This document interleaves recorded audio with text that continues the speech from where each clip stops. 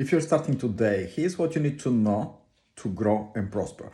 And take this, to your core from a girl that is a multimillionaire and she started just like everyone else with nothing.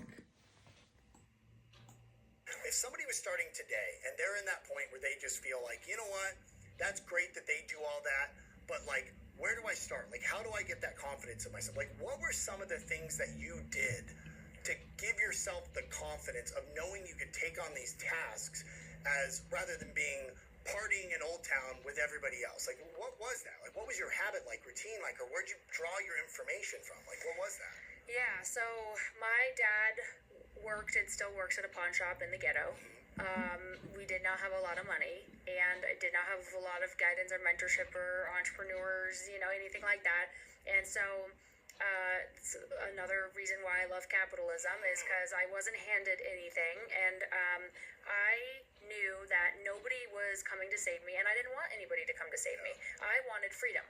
And in order to have freedom, I had to take control of the reins, and I had to go teach myself the skills that I needed to learn to be able to have freedom. Financially first, so I could have the needs provided to take care of myself, and then mentally, spiritually, physically, and all of the other things that come with it after your finances take care of. So where I started, I read Rich Dad Poor Dad by Robert Kiyosaki, and that taught me financial intelligence. What are assets? What are liabilities? What is good debt? What is bad debt? The school systems don't teach you anything, really. YouTube and books and all of that is a million times better. I wish I did go to college and I just would have studied the internet, honestly, or going to seminars and conferences and things like that. But yeah, that is super important. I would definitely read that book and just understand and get a good grasp on financial intelligence and the difference between assets and liabilities and the importance of investing in assets. And the second thing is the two most important skills you can possibly have, in my opinion. Number one is sales. Like, if you don't know where to start and you have no money, learn to sell. Anything. Sell door-to-door sales, sell printers, solar, mattresses, real estate, like anything. That's why I chose real estate, because I was like, I went and got an engineering job after years of college and got offered, about 6 figures, which was great. But I looked at my first paycheck and I freaking cried because half of it was gone, and you get a 3% annual increase. I was like, I'm never getting anywhere, and this is the best job I could possibly get. And yet I made that in like 4 hours selling real estate. So you could sell anything, and sales, people skills.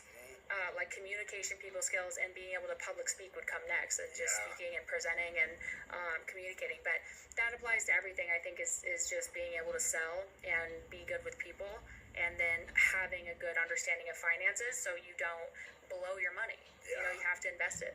No, and I think you nailed it. I think everybody thinks to make a bunch of money you have to invent something or create something. I made all my money by literally selling a product initially that every other person in the world had access to, a mortgage rate, which we did not dictate what it was. I just figured out a better way to sell it by learning those communication skills. So you don't have to be a genius where you got to have the best product to do something. You can have a boring product, but if you have the confidence based on a financial knowledge, and you learn how to communicate with people, and you learn how to build rapport with people, that is a skill set that will take you so far in life. Because we know, I'm sure at your real estate office, your best salesperson was guarantee you not the one with the most impressive resume. No. It's just the person, like, be a good person. Be someone that is genuinely interested in other people.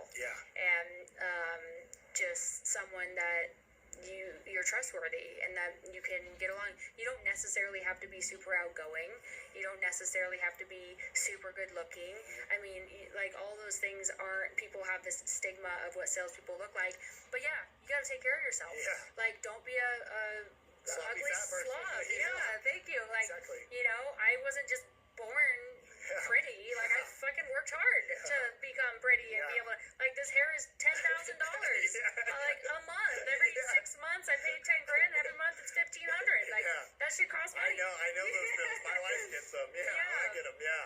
So take care of person.